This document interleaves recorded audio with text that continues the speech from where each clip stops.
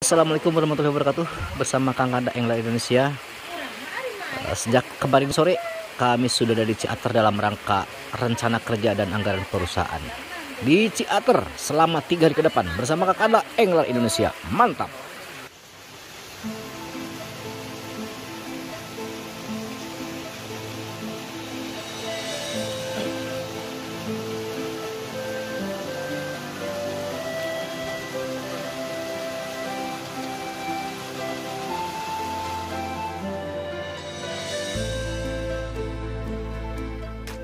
Ya, jadi hari ini kita melakukan RKAP PT Usiku 25 Software tahun 2022. Kita fokus, tahun kemarin memang kita digitalisasi tapi kita belum sempurna ya. Tapi sekarang kita dengan adanya pandemi ini ternyata ini menjadi luar biasa. Jadi intinya terkait digitalisasi kita sekarang akan ikut dengan holding. Karena holding sekarang sudah bersatu dengan perusahaan di Jakarta yaitu PT Arwik, dan kita telah melahirkan perusahaan baru yaitu PT Usi Arwik, dan kita selaku sister company ya, anak perusahaan, kita akan ikut rencana kerja daripada holding, itu adalah tentang digitalisasi.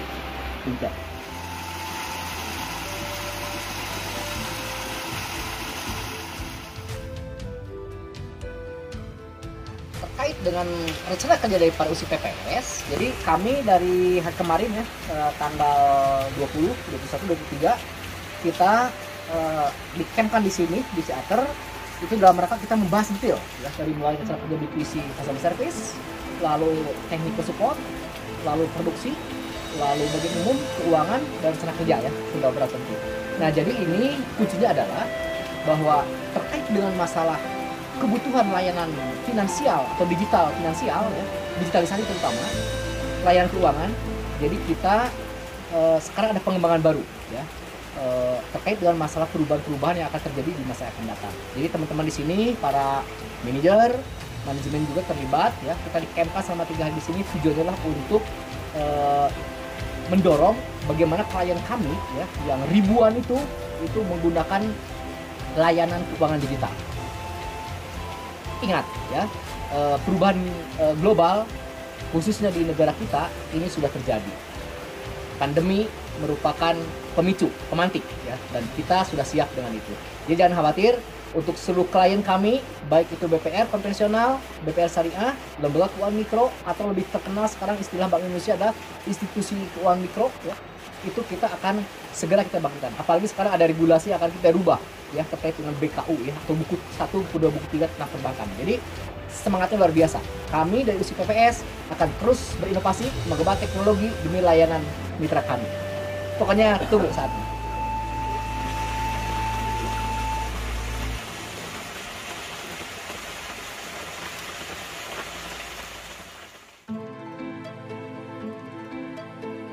Oke, terkait produk ya, yang pertama untuk USI Institute ya.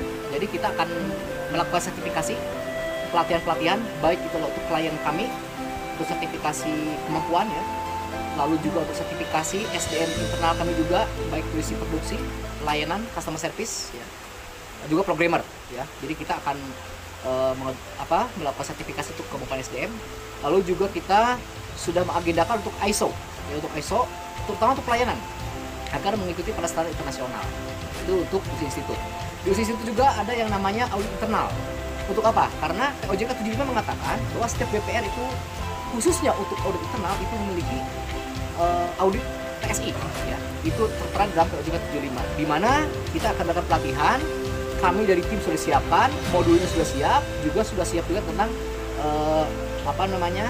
perangkat kerjanya ya, sehingga nanti dari internal bisa melakukan audit. Audit di sini difokus kepada proses bisnisnya ya, karena biasanya kendala di klien kami adalah antara sistem pemahaman SDM lalu disandingkan dengan POJK itu suka berbeda.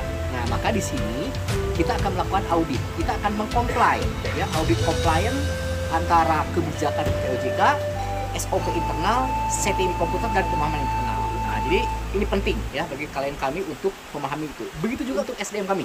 Oke. Untuk SDM kami juga di CS itu harus memahami seperti itu. Yang kedua, yaitu untuk produksi. Untuk produksi, tadi saya sampaikan tentang masalah digitalisasi, kita akan dan sudah membuat sistem untuk pembukaan deposito secara online, pembukaan rekening secara online, lalu juga pembayaran angsuran atau tabungan berbasis virtual account. Jadi nanti nasabah kalaupun ada di Jakarta sementara dia penabung di Denpasar, maka untuk angsurannya tidak perlu berangkat kemana-mana. Sekalipun dia punya rekening di bank umum, ya, karena kita sudah ada 12 bank umum yang sudah connect kepada kita dengan virtual account-nya, sehingga memudahkan nasabah dari klien kami untuk melakukan pembayaran melalui virtual account. Berikutnya, otorisasi. Otorisasi akan dilakukan juga secara online, baik itu adalah menggunakan Android ataupun dengan iOS, ya, atau iPhone. Nah, sehingga tidak perlu ada di lokasi, tapi bisa dilakukan secara jarak jauh. Lalu juga login biometrik, ya. Sekarang sudah lagi ngetren tentang biometrik, ya, baik itu dengan sidik jari ataupun dengan wajah dan sebagainya. Itu akan kita juga dan sudah juga kita dibuatkan, ya. Jadi nanti untuk kepentingan mitra kami di lapangan. Lalu untuk AO yang ke lapangan juga sudah kita fasilitasi. Ini sudah 3 tahun yang lalu, ya. Jadi untuk teman-teman AO di BPR terutama atau di lembaga keuangan mikro itu ketika melakukan ke lapangan, maka dia bisa bertransaksi melakukan angsuran di lapangan. Itu sudah kita siapkan dengan IBS Braceless. Lalu juga untuk produksi yang dapatnya kita adalah mengikuti perubahan POJK. Selama tahun 2021 POJK itu sudah berubah, baik terhadap relaksasi yang diterbitkan oleh POJK karena pandemi ini itu mengalami 2 kali perubahan. Lalu juga ada OBOX, laporan terbaru yang harus segera direalisasikan oleh seluruh klien kami, dan juga pengembangan terhadap IBS Gen 2. IBS Gen 2 fokus terhadap kasus Big Data, ya. Kami ada satu klien di Jawa Tengah memiliki 143 cabang, dan itu sudah menggunakan database yang sudah luar biasa dan sudah tidak ada masalah tentang layanan database. Jadi jangan khawatir, ya, database kita aman, database kita juga besar, mampu, tentang Big Data itu sudah tidak jadi isu lagi. Ya. Lalu untuk customer service, ya, kita juga ada layanan sekarang untuk sistem antri, ya. Jadi kita sudah difasilitasi sehingga nanti jelas, ya, cara pelayanannya itu akan oke, ya, tidak akan ada lagi tumpang tindih, ya. Kita akan layanan antri, tapi tetap, ya, kita ada skala prioritas, mana yang mesti didahulukan dan mana yang kita berdasarkan antrian. Lalu berikutnya tentang yang paling penting tentang digitalisasi, ya. Tentang digitalisasi kita adalah masalah layanan keuangan. Layanan keuangan kita akan bersinergi dengan anak perusahaan yang baru, ya, yaitu adalah PT Kursi Arwik, ya. Kita akan fokus pengembangan terhadap QRIS, ya, tentang QRIS, ya. Kesananya kita akan bagaimana tentang layanan komunitas, ya. Oke, jadi produk yang sudah kami kembangkan itu, ya, di tahun 2022 kita akan support terhadap digitalisasi dan layanan-layanannya, termasuk juga internal kami. Mantap. Jadi saya ucapkan terima kasih kepada sahabat sekalian, para direksi, lalu kepada para manajer, supervisor yang terlibat di dalam penyusunan RKP ini. Ini bukan hal yang mudah. Teman-teman juga sudah melakukan 1 bulan sebelumnya. Kami ingin tepat waktu 1 Januari 2022 kita harus lari kencang. Ya, kenapa demikian? Karena sekarang masyarakat sudah terbiasa dengan digitalisasi. Pandemi merupakan pemantik dan sekarang kebutuhan segera sudah dilakukan. Makanya kami dengan PT Kursi Arwik sebagai perusahaan yang akan melayani digital keuangan, maka kami akan terus memenuhi keinginan dan memenuhi layanan kepada seluruh mitra kami. Selamat atas terlaksananya RKP tahun 2022 untuk PT Kursi Pinbook Prima Software. Mantap!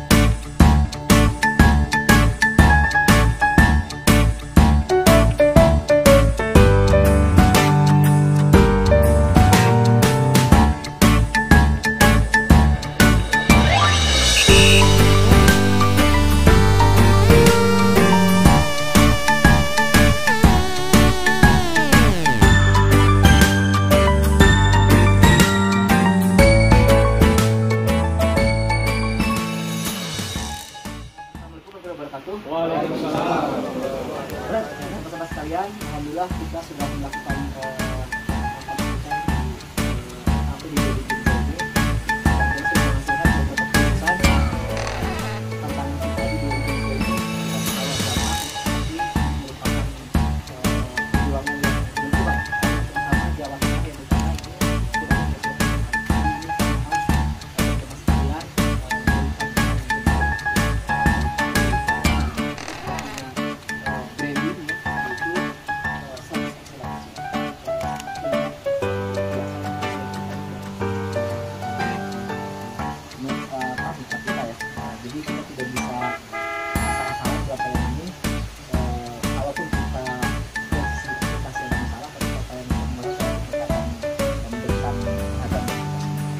sekali lagi teman-teman ucapkan kepada para leader, para supervisor dan kita semua alhamdulillah kita sudah tetap keputusan dan kita ini tanggal 1 Januari untuk mulai running.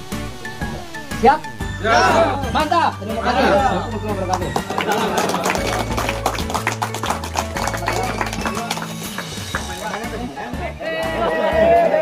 Amplop buatin kita dibuka. Amplop buatin dibuka.